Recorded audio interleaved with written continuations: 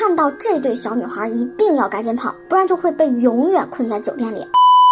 Hello， 大家好，我是你们的小白。刚刚呢找了一份酒店的新工作，经理呢让我主要负责收拾客房，但是237客房千万不要进去，千万不要进去，千万不要进去。经理特别严肃的跟我强调了3遍，然后我就准备进去看看。没办法，我的好奇心就是这么旺盛。酒店里的人不多，我小心一点过去，绝对不会被发现。快走到237的时候，我好像看到走廊上站着一对双胞胎，他们背对着我，突然回头指了237的方向就不见了。怎么感觉这么诡异呢？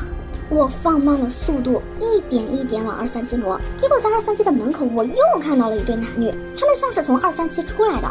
有人住为什么不让收拾？难道237太豪华了，不想让我这个新来的收拾？还是里面住了什么了不起的人物？我敲了敲门，里面没人应声。我轻轻推门进去，却发现237里面什么都没有。不，里面有东西，好像是烧焦的痕迹。从此以后，我永远留在了酒店。经理说我终于可以负责237房间了。那还不赶紧关注、点赞、评论、转发！